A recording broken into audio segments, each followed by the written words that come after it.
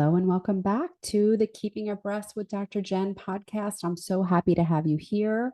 And I have something truly special for you today. So listen in and listen up because this is going to be amazing. Today we have Megan Smith with us. And if you don't know her, you need to know her and need to know about her because her work is tremendously important and made a really lasting impression on me. And I've been so looking forward to this discussion, to meeting her, to talking to her, to hearing why she went on this explorative journey. She has an incredible background. She is a documentary filmmaker, and we're going to hear lots about that today. She's an investigative journalist, a screenwriter. She was a Capitol Hill lobbyist and a recording artist. Um, I'm going to ask you a lot about your movie bOObs, the war on women's breasts, but you have a new movie out that we're going to talk about as well. But first, Megan, I want to welcome you. Thank you so much, Dr. Jenn. I appreciate being here. Yeah, I'm so happy to have you here. Um, Talk a little bit about your journey because you went from recording artist to documentary filmmaker. So that's a circuitous path. It was a strange path. In 2007, I was diagnosed with late Lyme disease, and Johns Hopkins told me I was incurable. And I said, no, I don't believe that. So I went out and found the Rife machine, RIFE. And my friend had a squamous cell carcinoma on his leg. And at the same time, so we went through this journey together where we cured ourselves of both of those diseases with this machine. And I said, okay, there are things that cure chronic diseases out there. So 2 years later, or about a year later, sorry, my husband contracted lung cancer. And I talked to him about this machine. He said, look, I'll use it, but I don't hold out hope for this thing. Well, 3 days later, his wheezing stopped. And I said, can't we just try this instead of radiation chemo? You're already stage 4, the writing's on the wall. And he said, Megan, I can't, I don't understand this thing. And I have to follow the white coat. So he followed the white coat. And after 2 rounds of a cocktail of 5 chemos, one was the platinum base, he was gone. So I stewed about that for about 6 years and finally said, I have all these, I'm a journalist, I was a lobbyist, I know how. I got a Washington Post article written up about the inaccuracy of Lyme disease testing. So I said, all I need is a cameraman and I can just make a documentary film. And I'd seen Ty Bollinger's amazing Truth Yeah. About Cancer series.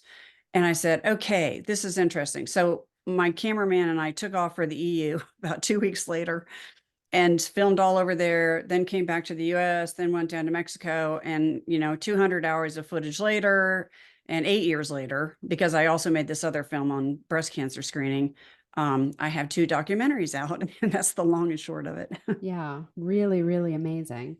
So I totally get why you did something about Lyme disease because that's what resonated with you and that's what started you on this journey.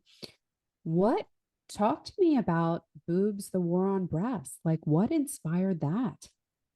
So I was sitting there beside my editor making this 90-minute documentary on alternative cancer therapies that actually turned into now 5 hours, but that's another story. And I noticed that 10 minutes of the 90-minute film was on breast cancer screening because the more I found out about it, the more I was upset about it as a woman and having my breast radiated a number of times. And I'd run into 2 medical doctors who said, look, we should be doing ultrasound and thermography instead of mammograms. And then they just told me all these amazing, information that's in my film. And I said, this is such an amazing story. And this might be, I probably cannot change the cancer world, we Yeah. might be stuck with that, but I might be able to make a dent in breast cancer screening for women because I'm upset about that. And I think every woman is. So I took off down a tangent and I made a documentary and got picked up by a distributor. Unfortunately, it was released during the pandemic. So I'm still pushing that film, hoping that it'll catch on through shows like yours. And Yeah. yeah, Well, it's going to catch on. thank you. It's going to catch on. And So, first I have to say that everyone needs to see bOObs, the war on breasts, because it shines light in a corner of medicine that has been hiding for a very long time. And, when I talk about mammograms, I say, if the only problem were that we had to have our breasts smashed, women can do that. We can do hard things. We can do hard things when we know that they're for the good. But the problems with mammogram go far deeper than that. The problems with mammogram is that they are radiation. They are low energy radiation, which is retained within the breast and it's delivered during a time of trauma. And so it's kind of doubly damaging. And most women are under the impression that mammograms save lives. And that's Right. And the what they've been literature, told. right. And Yeah. the literature is starting to turn on that, as you know, this started a while ago, but it's still turning, and more people are coming out saying, they did a whole blanket of maybe screening in general, prostate, everything is not a good idea. We may not be saving any more lives, and we're putting people through heck. Yeah. Yeah, mammograms, it's important to know they're not early detection truly, because by the time you catch a solid tumor on a mammogram, it's already been there. I've been told at least 2 to 10 years. Yeah. So, and I it's mean, hard to and reverse. if we talk about the number of cells, so mammogram has kind of a capacity to pick up a 5 millimeter lesion. That's 500,000 cells. This is not, this is, no, I'm sorry. That's 500 million cells. Yeah. So this is not exactly early detection, as you were saying. No, that's a little bit, that leads women down, they think it is, and it's not really. And the other thing is the radiation load is a heck of a lot higher than they're letting on. And I found this out through talking to a Columbia University professor. I called him up. He was one of the authors of a paper. And I said, why do people talk in millisieverts versus milligrays? What is the difference there? I'm confused. He said, millisieverts is scattered radiation. That's what's going from the mammogram itself. It's scattering all over your other organs. Okay. That's that dose. It's a lower dose. But what we're concerned with is the absorbed dose going into a breast, measured a different way. That's what can give you cancer years later. And that's what they're not talking about. When they say mammograms are the same radiation as flying over the US, they're spinning it. That's the scattered radiation dose. It's a lot higher. And I've calculated up to 20 times as high. And if you get a 3D mammogram, know that if the place you go to doesn't have certain software, and most of them don't, you're getting a 2D, the old mammogram, and the 3D. So you're getting twice the amount of the radiation right off the bat. And then if you have dense breasts, they're back there cranking up the radiation to see through the dense breast tissue to differentiate between the breast cancer and the white, they're both white, and the dense breast Yeah. tissue cancer. And they don't tell you. So informed consent has already gone right out the window with that one. So, I mean, the story goes on and on about radiation. We can talk more about it, but that's it in a nutshell. No, but I think that that's a really important point because we hear radiologists talk all the time about the fact that it's the same radiation that you would get to fly cross country. And in fact, I think Dr. Dupree said that on your documentary. So, I wouldn't tell people to not fly cross country. So, why would I tell them not to get a mammogram? And this thinking is pervasive, it's out there. But That's that's what but that's not what's happening at all, right? No, no, and the radiologist, what I found talking to three of them, I know that's anecdotal, but still, none of them knew about radiation. I came to them and I told them about this higher radiation dose, and they went running to their radiation physicists that they work with and passed it by them. And they said, yeah, she's correct. It's a higher radiation load. And they came back and went, oh my God, Megan, I've been radiating the patootie out of my patients and I didn't even know it. And I said, Yeah. yeah, it's upsetting, isn't it? Yeah. And so the associations are largely at blame because doctors don't have the time, as you know, to do the literature search. So they're looking at the association literature, or maybe their conglomerate, the umbrella hospital over them, they're sending them information about standard of care or whatever. They don't have time to look into this. And why radiologists don't know the basic things about radiation is beyond me. They know how to push a button and do the scan and how to read the scans, but they don't know about basic radiation. So, it's important to know this. So, I mean, even the doctors are uninformed and unaware of the fact that people are getting more radiation Correct. than they had thought. Right. And also that radiation, that there is a profound difference between you flying cross country and having that radiation scattered and distributed throughout rather than focused down onto the tissues of the breast. Correct. It's, That there, it's totally different. yeah. So what do you say when people say, but mammograms save lives?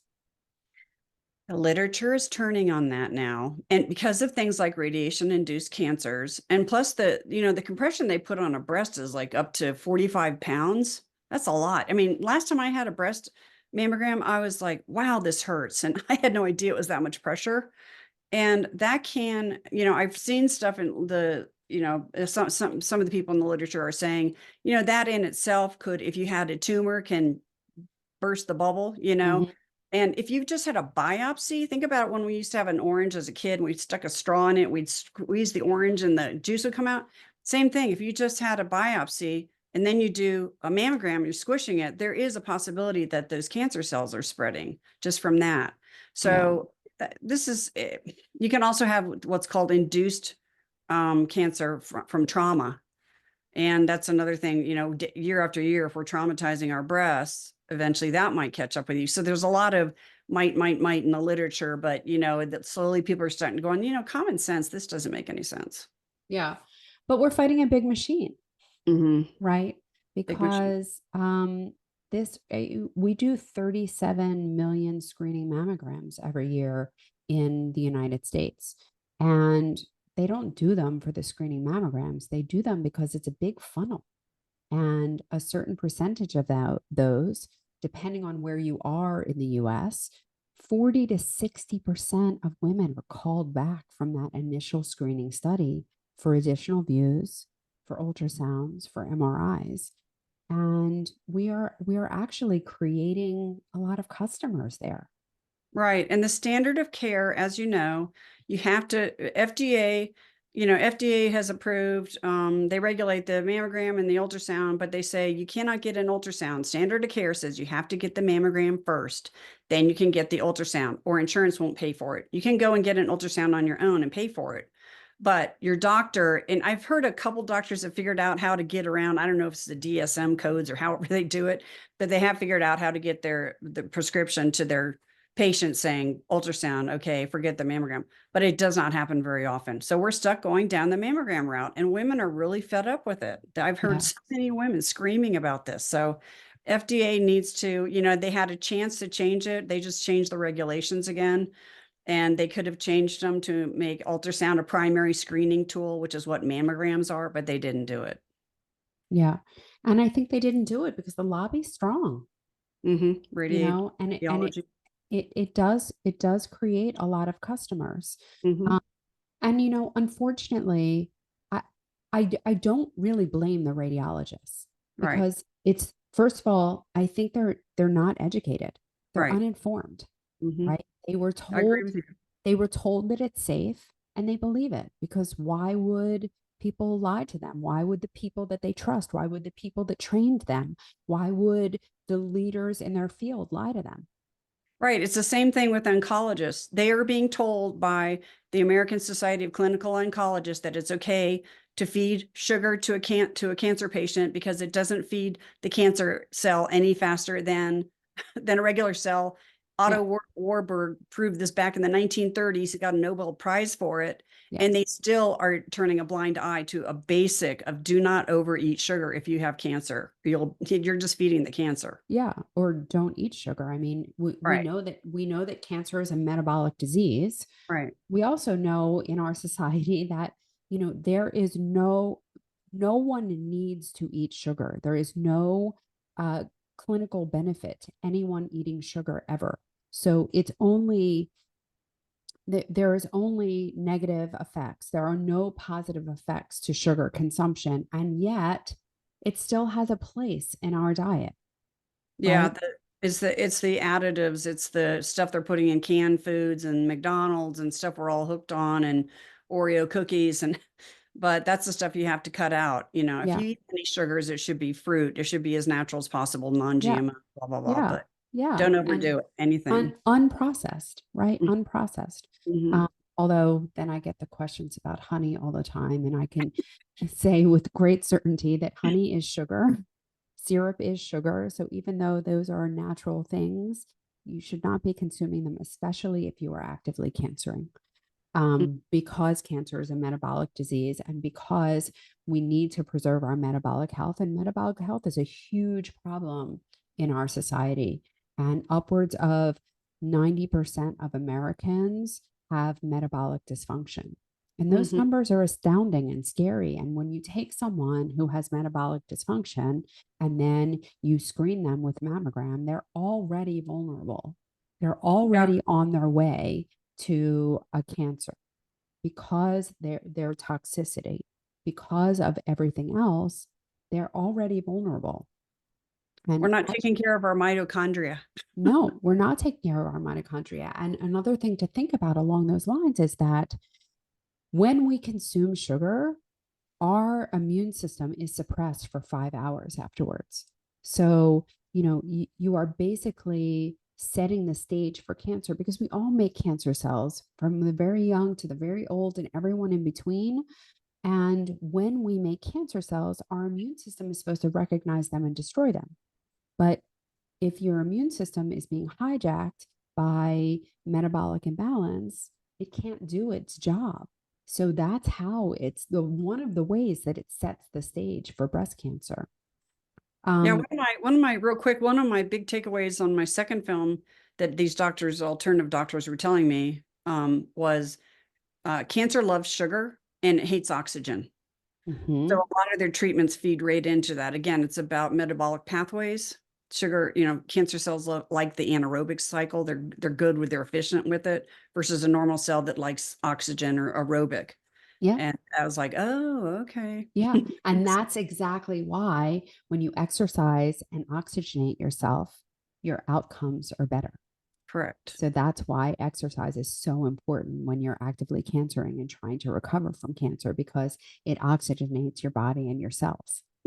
You're killing cancer cells when you You're do that. killing exactly, exactly. So, I want to go back to your film, The War on Breasts. So, what do you think?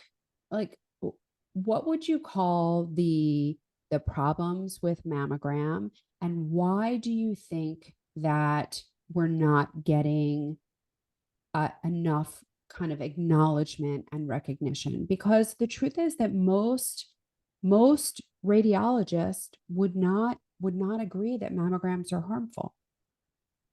Right. And it kind of goes back to that education. Where are they getting their information? And I don't blame them either. I understand what you're saying. It's the med schools and it starts with Medicare and kind of dribbles down from there into the med school curriculum. There's two of the top five medical journals have come out, the editors have come out and said about half of the literature is fraudulent Yep. and you can't even trust your doctor. I Yeah. mean, evidence medicine has gone out the window. And so you kind of have to start from there. But the big takeaway with me and what I was telling you before that we went on air is I discovered something after I did this film that was absolutely astounding. I started to look into the radiation, going back to the radiation things. And I found out that the fibroglandular, which makes up dense breast tissue, the glandular part of that is epithelial tissues. Same thing like your thyroid gland. It's the most Mhm. radiation sensitive tissue in your body. So your breast is like almost like one big gland, right? And it is the most radiation sensitive tissue. And we are pounding it with radiation year after year after year after year. And that's nowhere. I see that, American Cancer Society, I believe, said that for some reason, women with the higher the dense breast tissue, say you're in the highest level, they are up to like 6 times possibility of them getting breast cancer. And we don't know why. And I'm like, well, that's because when you get behind the wall, you're cranking up the radiation and it's the most radiation sensitive tissue in your body. Why can't they put these two things together? Yeah. And nobody's done that. I had to go into the citation of the literature and find the cell physiologist screaming, we need to stop radiating women's breasts. We are giving them cancer, most likely. Yeah. That was my big aha moment. I'm like, whoa, this is everything right here, and nobody's talking about it. So, do you think the data is out there? It's just being buried? Yes. Because that's how I found it. I had to go into the hole, the big Yeah. rabbit. Yeah. I do. I think people, unfortunately, I hate to think this way, but somebody somewhere, at the radiation associations, they don't know this, then they don't know anything about radiation and tissues and of the human body, which is real. They're not working with the cell physiologists. There's a Yeah. disconnect. Yeah. Now you interviewed the head of the American Cancer Society for your film. I did. Otis And Brawley. yeah, and he pretty much came out and said that mammography is dangerous and that there was no benefit to screening with mammogram. Yeah, he was the one who kind of set me off. I had to really do some fast talking to get an interview with him, but I said, look, I've heard you say that mammograms are suboptimal. I said, don't you think that's important for women to know? And he said, yeah. And I said, well, how about if I just come in and talk to you about mostly mammograms, cancer in general, but mammograms, that's really important. He said, okay, I'll give you 45 minutes. And so the takeaway with him is he said, mammograms are a suboptimal test and we need a better test. That's the American Cancer Society. That was the head, their chief medical. He's also a medical oncologist, so he knows all about, cancer. And that was their medical director at the time. And I was like, wow, what a statement that is. And then it went from there. We didn't even dive into, because at that point I didn't know all this other information. I could have asked him about the radiation. I didn't, but yeah, just that statement alone says, everything. Yeah. Yeah. So why do you think I think he's at Hopkins now, is that correct? That's correct. Yeah. Mhm. Why do you think he's not talking about it? I mean, he I tried knows. to, yeah, He I said it tried in his to. film. Right. I tried to get him to talk about it when he was at Hopkins. I have his number and I bug him every now and then. He said, Megan, I'm really not into that area anymore. I think he's just overloaded, quite frankly. But I did go with him. One of the doctors in my film, Dr. Galena Magalko from LA, she Mm-hmm. was the ones who tipped me off with this ultrasound and thermography in conjunction is a lot better than mammograms. So I took her to do some Washington, D.C. meetings. God bless her. She went and we spoke with Otis Brawley after he had left ACS. And Mm-hmm. she did a beautiful presentation for him. And he went, wow, because he was bashing thermograms in my film. You'll hear it. And he said, oh my gosh, he said, this is amazing. He said, I think this is worthy of study. And I said, can I quote you on that? And he said, yes, you may. So it's in my film. I have him on, he's not at the ACS anymore, but he said he thought it was worthy of interest and worthy of study. Yeah. And it is. We should be studying. It's not regulated by FDA. It's approved by FDA, the thermogram, Yeah. but it's not regulated. So you Yeah. have people out there that are doing thermograms that really aren't qualified, which is scary to me. Yeah. Well, there are a number of problems with thermograms. And one of the biggest things is what you elucidated in your film, which is that it is not a standalone test and it is not a test that screens for breast cancer. It is a test that screens for inflammation, Right. but that's a different story. It has to be coupled with another study like an ultrasound. And he agreed with that when he said it can't be done by itself. And I said, yeah, that's what the doctors are telling me too. So just have them done at the same time. Neither one is very expensive overall. I mean, a mammogram is probably going to be more expensive and MRI absolutely more expensive. Yeah. But they're not covered by insurance. Yeah. Well, Well, ultrasound is covered by insurance, but only when you do it the way that they propose to do it, right. which is That's to what I have mean. a mammogram first. Yeah. It's not a Yeah. primary screening tool. Right. Yeah. Yeah. And, it's a huge problem because the way that the system is designed now, it's actually designed to create customers, right? Mm-hmm. And they are creating the very disease that they, attest to want to help with, Right. And I know right? you know this better than anybody because you were a breast cancer surgeon. DCIS is one of those beasts. I mean, it's like what, 25 to 30% of all breast cancers. And, So let we me, see about 40,000 cases of DCIS a year and 240,000 cases of invasive cancer. and I'm sure you probably talked to your audience about this before, but it's kind of the beast. It was never discovered until they found it on a mammogram because the calcium deposits. And they Mhm, had to create a whole new category for it as a stage 0 because it was a precancer. And now mhm, stage 0 testicular cancer, they do what's called watch and wait for the man. With a woman, she hears the word carcinoma and she goes running to her breast cancer surgeon to have it cut out of her body before it becomes invasive. I'm sure you know about Laura Esserman's work. And mhm. she's trying to push for, hey, let's maybe change the nomenclature and not call it a carcinoma because it's a precancer, but also let's maybe practice watch and wait and try and figure out which ones might become invasive and which ones aren't. But right now, we don't have that set up anywhere. So, Yeah. I mean, from my perspective, I think we need to do a little more than watch and wait in that I think that we should see DCIS as an opportunity to take stock of what's happening in, on, and around you and look at how can my health be optimized? Because I do think that it's a warning signal. I think it's a red flag. I think it is your body telling you that you're losing that balance, you're losing that homeostasis, your chemistry is shifting from that of joy and kind of that sympathetic state to that parasympathetic state to that sympathetic state, that fight or flight state, that stress state. And so I think that if we use that diagnosis, first of all, I think the name has to change. Like we can't call something carcinoma, even if we're bookending it with things that imply that it's not invasive.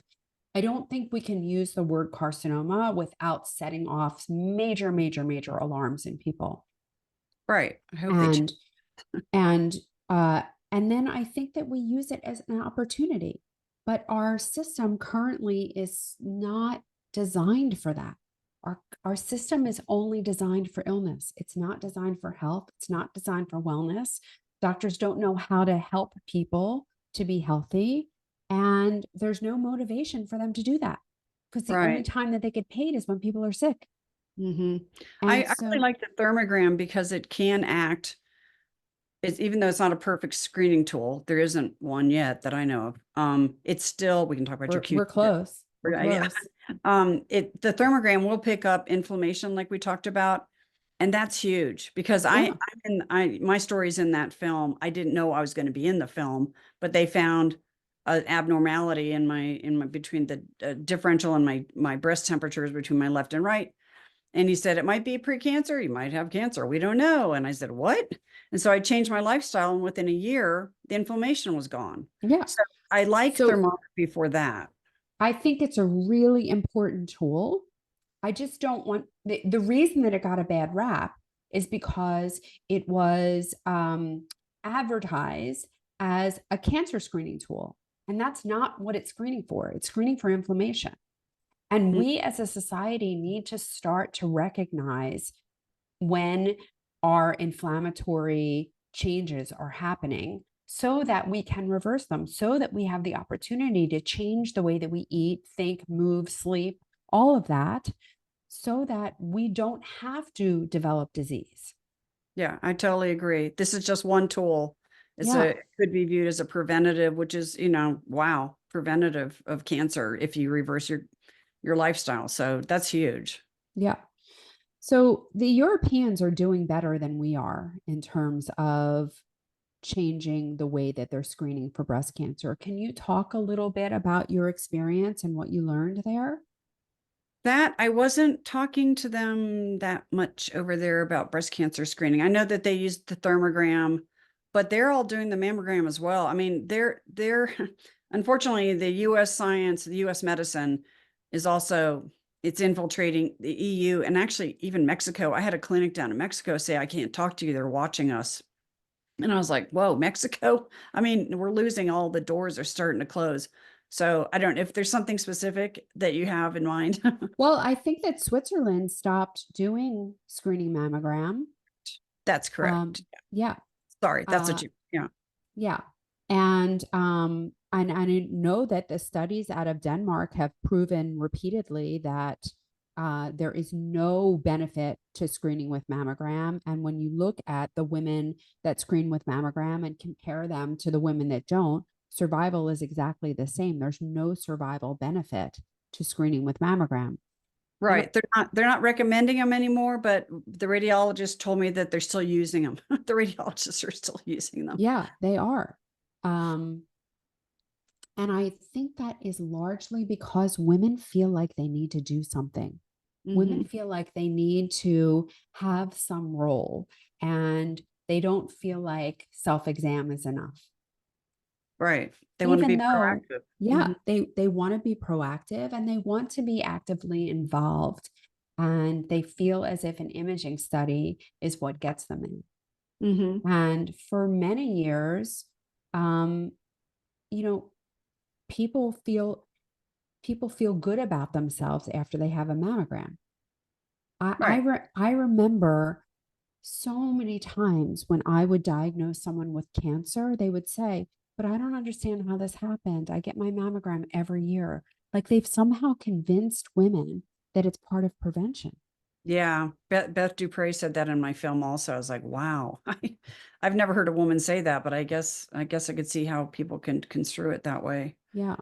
Hmm. And quite frankly, I mean, Beth was is very much in favor of mammograms Right. and said as much in the film. I started to look into I started to see stuff in the literature that said, and I think American Cancer Society touched on this, they're not fully recommending with, all their heart about women doing breast exams anymore. They're I not, I know. I don't understand that. Have you talked about this on your show? Have you gotten to the bottom of that? Because that I have to do some digging, but I was like, I don't even understand why they think that way. They said they're over diagnosing. I'm like, what are you talking about? Yeah. Um, the explanation that I heard was that it's anxiety provoking because women are not able to distinguish normal breast texture from something that's abnormal. Mm, To me, I think there's nothing more empowering than knowing your body, and no one is going to know your body better than you know yourself. And so only you will really be able to know and recognize when there's been a change and how anyone could justify discouraging you from being in touch with your own body, being your own advocate, owning your own story. It's astounding to me, it is. but what you say is true that the American Cancer Society is discouraging self breast examination. Yeah, I was wondering if it goes back to the insurance companies because women come run. I did this one time.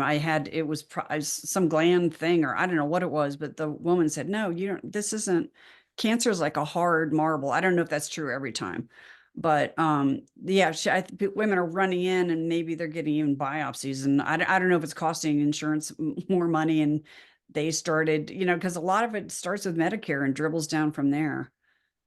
I don't Yeah, know. I mean, Scary. the only thing that I could see is that it would generate, office visits to have examinations by your doctor. But, you know, I have found that most doctors don't even know how to do a breast examination and wouldn't know what is and what isn't. And we hear stories all the time of young women who have lesions and the doctors say, "Oh, that's nothing," and that turns out to be cancer.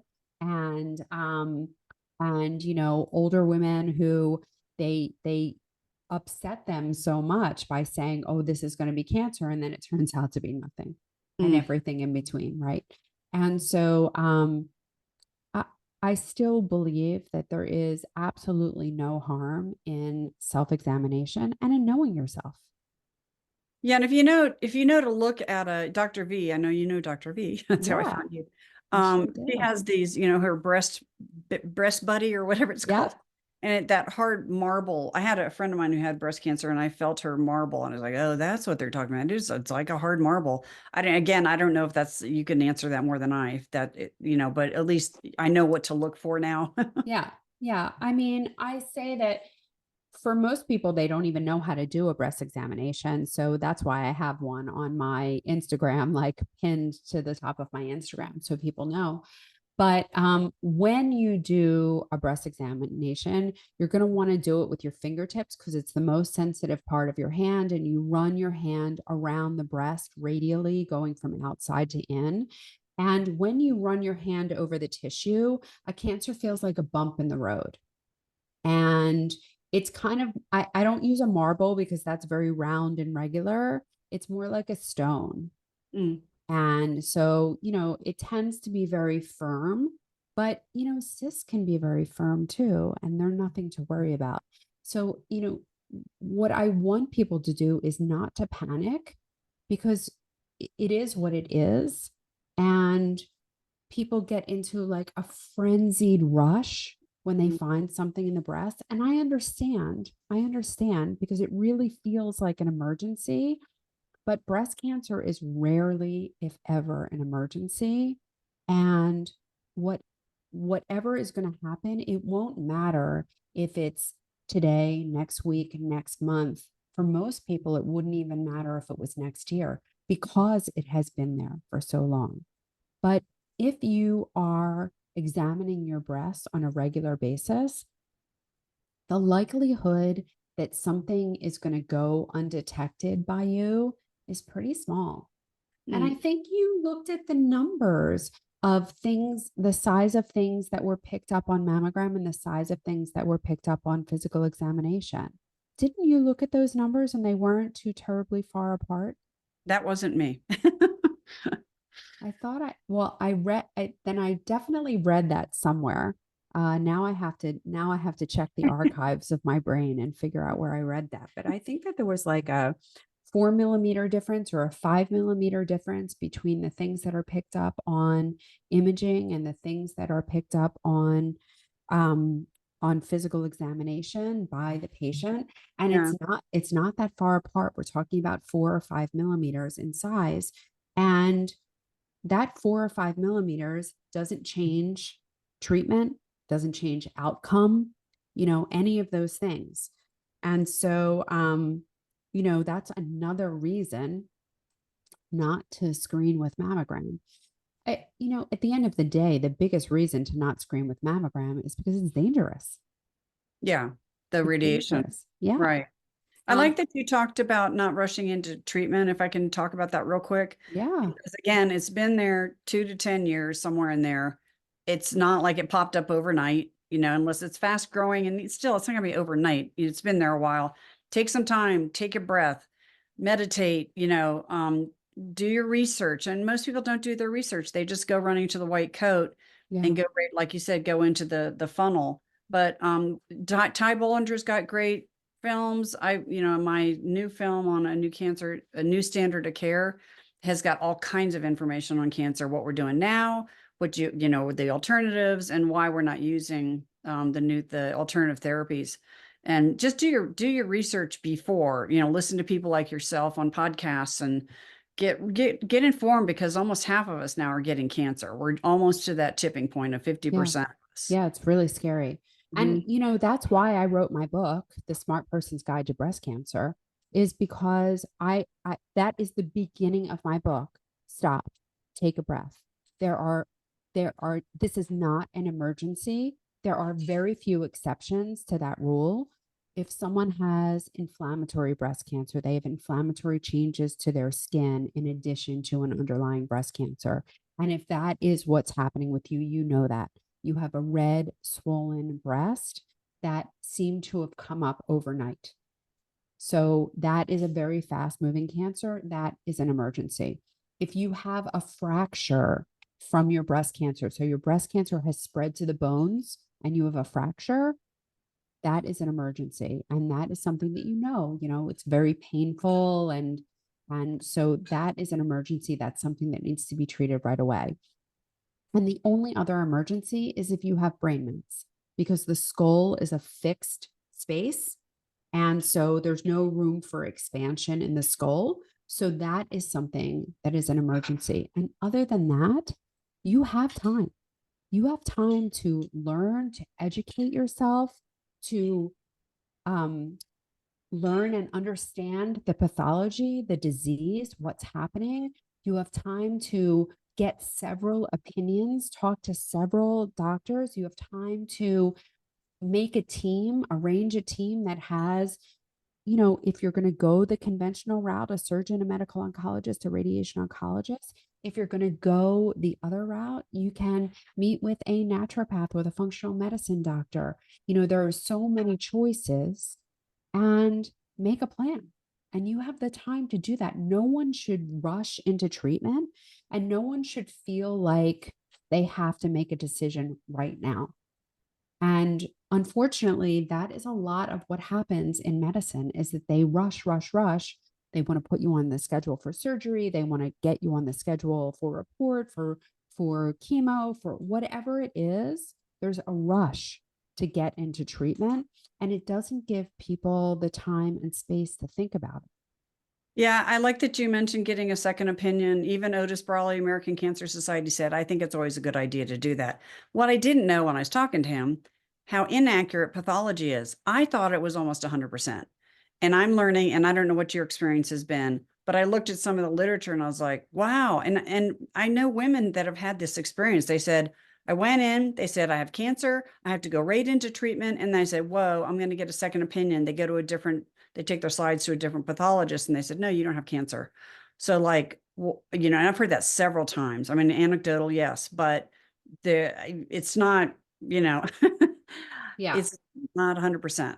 That that I didn't have a lot of experience with in my 20 years as a surgeon. I can't even think of a time when we diagnosed someone with cancer and it wasn't actually cancer. I mean, I guess it depends on where you're practicing and who's reading your studies and things like that. But, I was at a university program and we treated thousands of women every year for cancer. So we were very, very aware of, we saw a lot of pathology. We had a lot of um, we had a lot of experience and a lot of volume and that kind of thing. But you did have that whole story on in your film of that woman who was misdiagnosed and actually treated for breast cancer and didn't have breast cancer. Yeah. And like I said, I had somebody send me a note she did a review of my film on Amazon. And the first thing she said, thank God I saw your film because I didn't listen to the first doctor. I was like, wow. Amazing. Yeah, Yeah, so that it is happens that, really like you said, it amazing. might depend. It's another reason to go to a good facility, but yeah, a friend of mine. I also tell the story about he thought he had. They told him he had stage 4 cancer. It was all over. They were ready to stick him in chemo in there, and he went to a better clinic down in Texas, and they said, no, you have mononucleosis. And Otis Brawley said, yeah, that happens fairly frequently. And I was like, oh my gosh, Wow. yeah. That's crazy. That's Mhm. crazy. So, talk to me about other things that you learned in the process of making boobs that was surprising to you. This whole thing has been one big journey. It kind of started with Otis Brawley saying it's a suboptimal test. We need a better test. And I was like, what are you talking about? I mean, I knew there was radiation involved, right? But all of this has been new information for me. And my second film was like, whoa, big eye opener of what's going on. I mean, we see our friends going through the treatments. We see our family members. That's why we're scared of cancer. We're not really afraid of the cancer so much as we are the diagnosis and having to get the treatments. It is a chronic disease. It's not a fun disease to have, but it's more the treatments. People think I'm going to lose my hair. I mean, that's one of the first things people Yeah. think.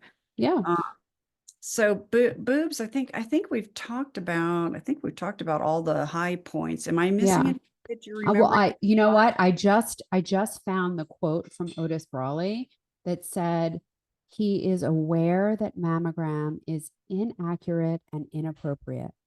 I mean, wow. Yeah. If that's not a quote from the then head of the American Cancer Society, I mean, wow, is there discordance between the truth and what is done? Right. And I talked to people on Capitol Hill before the pandemic hit. And they were listening. And, they said, look, if you can get Otis Brawley to, get some quotes from him. And now I've got the quotes. So I'm going to go back in and talk to him again. Um, Yeah. And I yeah, would actually love to come with you. good. That's what I was going Um, to do. yeah. Yeah. So I'd love to hear about your new movie because when is it coming out? It's out. It is Oh, out. It's what's the title? free on YouTube. It's called A New Standard of Care, Alternative Cancer Therapies. I just wanted to call a spade a spade.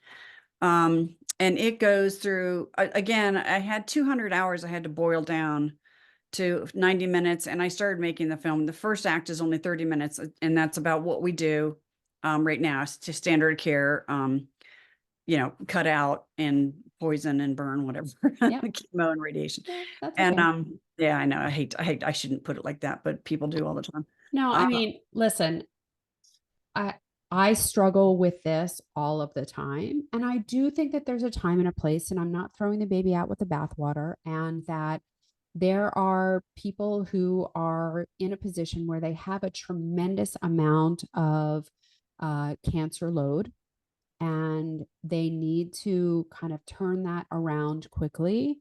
And sometimes those are the ways to turn it around quickly. But right, I don't think that they can ever be done in isolation because they come at a big price. They really do damage people's health. And I had a webinar for thousands of women last night. And we talked about the fact that chemotherapy, while it does kill cancer cells, it also has a significantly negative effect on regular normal cells. And that looks like, first of all, shutdown of the ovaries. And we have all kinds of problems when we don't have estrogen available in our body. But, it directly damages the heart, it damages the microbiome, it damages the brain and sets people up for, dementia. People talk about chemo brain all the time, brain fog, depression, anxiety. People generally gain weight when they get chemotherapy. We all think about the cancer patient who's like emaciated. Um, Most people gain weight during chemotherapy, and it's because it is so inflammatory that your body is just storing, and it also kind of destroys your taste buds, destroys your GI tract, and people are then told to drink Boost and Ensure and all this garbage, eat ice cream, eat pizza, don't lose weight. And so and that is pro-inflammatory in itself. It damages hair, skin, nails, nerves, right? And so people have neuropathy and they have all kinds of problems as a result of chemotherapy. Radiation, we know that that directly damages all the tissues in its wake. And so if we're talking about radiation for a left-sided breast mass, we're talking about the skin, the muscle, the chest wall, the ribs, and then underneath the ribs is the heart. mhm. And while it doesn't cause damage to the blood vessels like chemotherapy does, it does damage the muscle of the heart, and people end up with cardiomyopathies. You can also Um, get scar tissue from if you have yeah, like throat cancer. I have a friend who just had a bunch of, he was stage 3 and they radiated the patootie out of him. And I'm afraid, because I've heard this happening, he gets so much scar tissue. I have a friend that passed of this. She was in my film, actually. She had so much radiation, she couldn't swallow. yep, So, yep. It causes significant disruption. right. Yeah. And so, it's disruptive to the tissues and it causes dysfunction. Right. And going back to chemo real quick, you are correct. Chemo does, it does do what they say. It can kill a cancer cell. Unfortunately, it does all this other damage. But there's a treatment called IPT, insulin potentiation Insulin therapy, potentiated. right? Yep. They offer this down in Mexico. They do over in Europe. I think if it's still, I don't know if it hasn't been outlawed yet. And some places in the US, Yeah. it allows, Dr. and Keneally is doing it in oh, her good. clinic. Yeah, yeah, Okay, yeah. good. So there's still some that are doing it. You have to be certified HMD, I guess, to do it. But I bring it up because chemotherapy used that way, where you only have to use between 5 and 40% of the original dose, Yep. doesn't kill the patient. A Yep. lot of people don't even lose their hair. It's not as toxic. And we should be using it that way. And when I went to talk to the National Cancer Institute about all these alternatives, I talked to them about IPT, and he said that was one of the three that we found of all the alternatives that was working. It had efficacious, and it was Mhm. efficacious, and it was non-toxic. And I said, well, what happened? He said, well, it went up the, I said, did it go up the chain? He goes, well, it just, I don't know if we should be talking about this. And he started to get real nervous. And he said, it didn't go anywhere. We decided because it was chemotherapy, it didn't belong in the alternatives area of NCI. They stopped studying it. They didn't throw it to somebody else. Well, they don't want to cut down on the amount of chemo that they're selling. I mean, I That's hate to exactly say it. right. There's, I I don't, mean, it because it's it more than halves the dose. right. And that's and it affects their bottom line. Right. And that's, And I hate to say it, but there's no other explanation for it. yeah, and Same it's thing with just homeopathy. They found out there's a set of Indian clinic over there, and they were going to do a big study. They were going to go over to India, and because they were having amazing results with just homeopathy. I met a guy who had glioblastoma, and he was still alive after 15 years, and he'd had some radiation and he'd had surgery, and he was still alive promoting homeopathy. And they were going to go over and do a study, and they said, oh, the Indian government said that they needed their PI, and they started to rigmarole. And then I said, just bring the homeopathy over to the US and study it here. Why? This is a no brainer, but they didn't do it. So it just went in the hole, and that was that. yeah, yeah, The other one was macrobiotic diet, and I didn't do a deep dive into that. So, but they said that was working, but you're not going to make any money off of that. right. I mean, it's the same thing that, we know that Dr. Walter Longo has been studying the fasting mimicking diet in conjunction with chemotherapy, and they're having enormous success. But I don't think it's going to be widely adopted because there are so, first of all, the medical oncologists who would kind of need to be the adopters of this, they're not educated in nutrition, and that's not what they're paid to do, right? And It that's would to be be the an first thing. extra step. Right. And even, the nutritionist, almost all of these cancer centers have a nutritionist there, and the nutritionists are really not educated. I mean, they're still counting calories and telling people not to lose weight. And, the there's a huge disconnect, and it's based on a misunderstanding of what's happening. Like, people don't understand that cancer is a metabolic disease and that you have to restore metabolic health. And you can't restore metabolic health while you're feeding people all this junk. Right. And that's, I mean, it was put to me by a medical oncologist. The reason they're not curing cancer in conventional is because they're looking at the DNA largely and not at the mitochondria, which is where the dysfunction starts. And now they're looking at immunotherapy, but then they're just fixing one part of the immune system, and its immune system's got all these moving parts. You just Right. fix one part, it's going to mutate around it because cancer is smart, and boom, the cancer comes back. Plus you have autoimmune diseases, and sometimes it doesn't work at all. Yeah. So they're going down the wrong road. Yeah. And that's mostly because they're focused on the tumor, but the Right. tumor is not the problem. The tumor is the symptom of the problem. Correct. And until you figure out why that shift is happening, because cancer is a normal response to an abnormal environment. So unless you figure out why that shift is happening, you're not changing anything in terms of the trajectory of the disease or the patient response. Right. Right. So, Getting, I thought it was interesting. I have a big story in my second, Tony Menes in Mexico talks about the psyche of the cancer patient. He always talks about what happened to you 2 to 10 years ago that you yep. developed this cancer.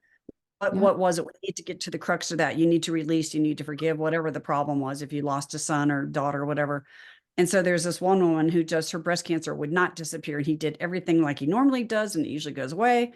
And he said, okay, what are you not telling? What are you not saying? And turned out she'd been abused. It was a terrible story about a whole bunch of family members. And she, as soon as she had this breakdown in front of the doctor, 2 weeks later, her cancer just like, it just let go.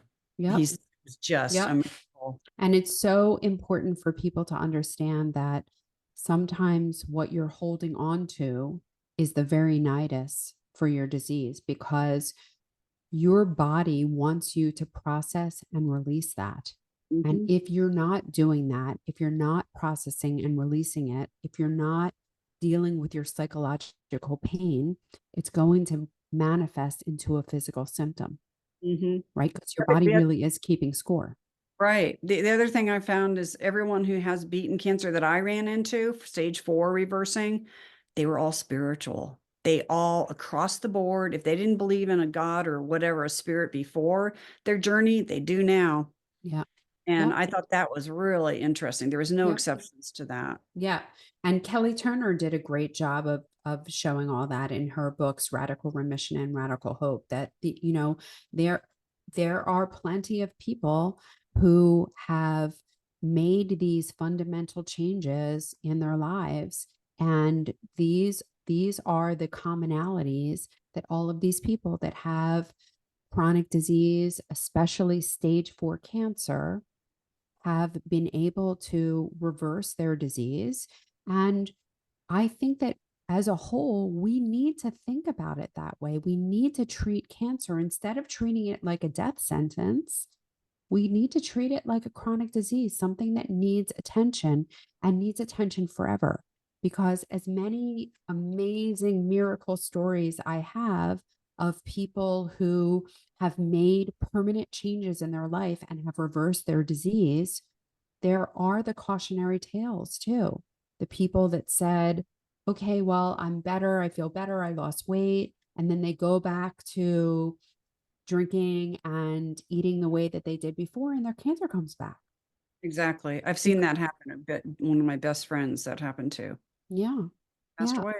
So Hmm. we need to make sure that as we make these constitutional changes, that they're permanent. Hmm. That they're Exactly. It's a chronic disease. You have to stay on top of it. yeah, You have to. yeah. So what else did you learn in terms of when you were making a new standard of care? What else was really groundbreaking for you? I thought it was interesting that all the doctors I talked to, a lot of them had these commonalities in their treatments. And it kind of goes back to cancer loves sugar, cancer hates oxygen. Because Yeah, a lot of their therapies are putting oxygen, they're oxygenating the blood. They're releasing, vitamin C high dose. IV is releasing oxygen. A lot of them are releasing oxygen. And then they also are teaching their patients to change your diet. What are you eating? Stop eating McDonald's. They teach that's them how good to, advice for everyone across the board. yes, it is.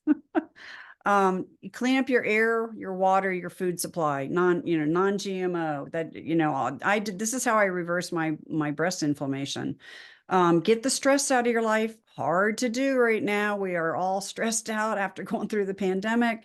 Yeah, Cancers are going crazy right now, as I'm sure you've heard. Part of that, I think, is stress related, not just COVID and whatever. It's the stress we all went through. So, as much as you can, meditate. That's a way to reduce stress. It's not like you can get rid of stress all the time. But they had a lot of commonalities. It wasn't, and there was a couple silver bullets. There's a gentleman in Houston, Texas. I'd like to mention this, Dr. Berzinski, who he's reversing brain cancers, stage 4. If you haven't had previous standard of care, maybe surgery, but not radiation chemo, you got a good shot with him. He's reversing, like, I think he said 75% of his glioblastomas he was reversing with his anti-neoplastins. He's a brilliant researcher out of Poland and a medical doctor. And that's the really amazing. FDA, yeah, it is. The FDA and the medical boards keep going after him. I mean, for like, I don't know, 15 years they've been coming after him. They can't get anything to stick because he's got 30 patients behind him saying, I had GBM, glioblastoma. I had that like 20 years ago. I'm still here. I have a family now. And so the doctors and the medical board, their jaws are on the ground. They're saying, oh my gosh, we can't take this guy's medical license away. He's curing cancer. And I went down to see the hearing and I watched the doctors and it was really interesting to watch them. Anyway, so there are some silver bullets, but most of them are protocols. And it also goes back to the psyche and everything we've talked about. But if you watch my film, I go through, I don't do a deep dive on a lot of them. Dr. Gonzalez, he's now passed away, but he has the Gonzalez protocol. Mm-hmm. Um, if you go to gonzalezprotocol.com, or I think that's it, you'll find what he's got. They've got doctors now that are carrying on his work, and Yep. he was reversing cancer. So, yeah, it's a better. I wanted to leave people with hope.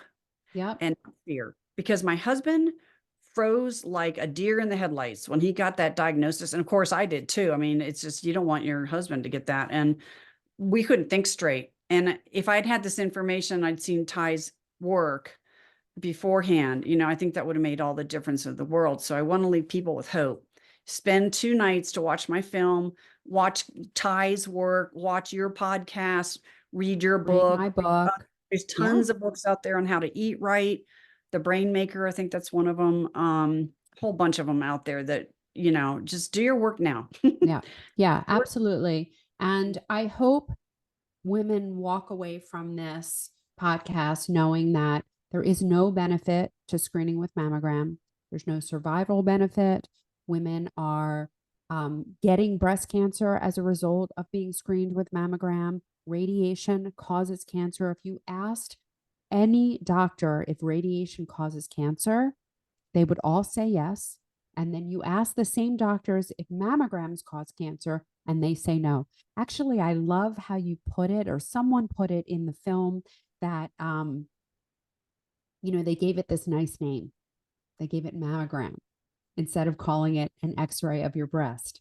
Right. And because they gave it this nice name, it has a different implication for people. That was Dr. Galina Magalko. Yeah. Yeah. That was a brilliant way of looking at it. And it's probably true, right? It's packaging more Right. than anything else. But the Mhm. bottom line is that it is radiation, and radiation does cause breast cancer. It does cause cancer. It causes cancer in any tissue of the body. But to your point, because the breast is primarily made up of glandular tissue, it is particularly vulnerable. And we're delivering that radiation during a mammogram during a time when it's under compression, 45 pounds worth of compression. So we're physically damaging and traumatizing the tissue and delivering radiation to tissue that's already damaged. Right. And so it's the perfect combination for the development of cancer. And we are causing the very disease that we pretend to want to help with. And it's a problem. I think women need to follow their intuition, patients in general. Follow your intuition. And if it looks like a duck and it sounds like a duck, it's a duck. Yeah. A lot of times we just go, but the white coat told me this. No, follow your intuition. We Yeah. are smart people if we think about it, Yeah. really think about common sense.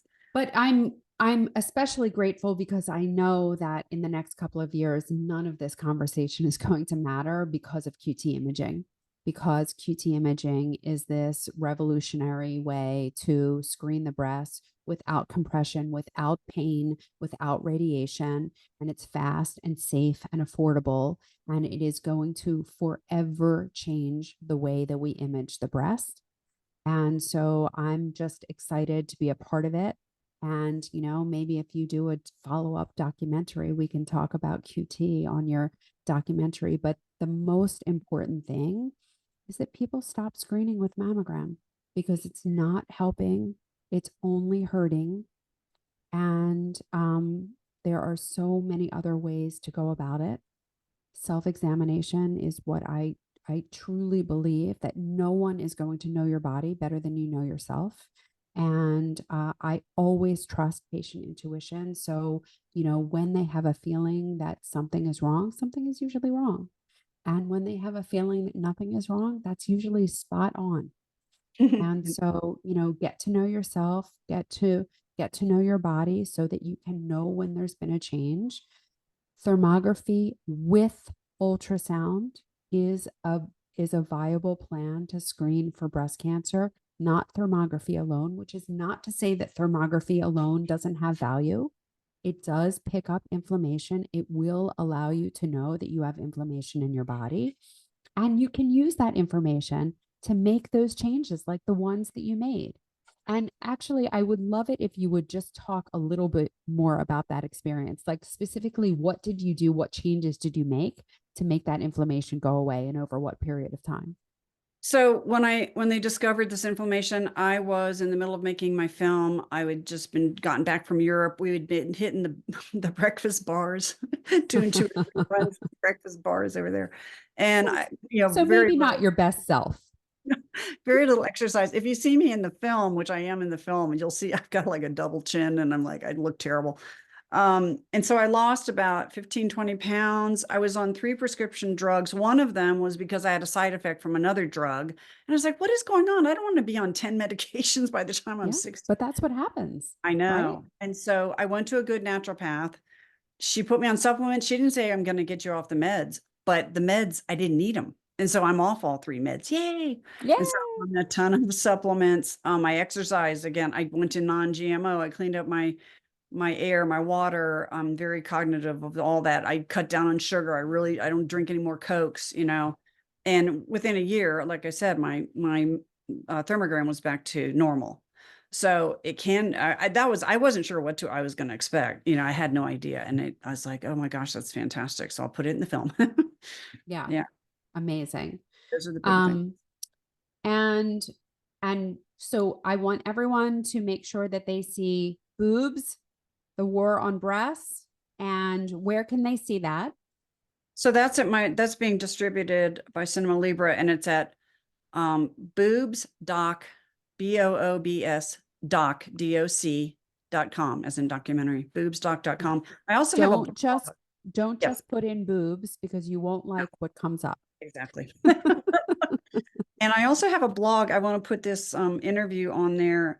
And I want to, I'm sure you have a whole podcast on the QT imaging, Yep, probably. So, I do. so I my sure blog do. is that good. So I have a blog on bOObs, bOObs.com. That has all the information in my film, but I go into a deeper dive on all the subjects. And I'm going to do one on QT therapy now that you've brought that up. Okay, awesome. I'm so glad Um, to hear that. And then my second film is a new standard of care.com. That'll take you to my website. So if YouTube takes it down for whatever reason, you'll always be able to find the platform that it's on. It's a new standard of care.com. Awesome. So, Megan, it was so wonderful to have you here today. Thank you, Dr. And I know you gave us the 2 sites. What if people want to find you, get in touch with you? How do they do that?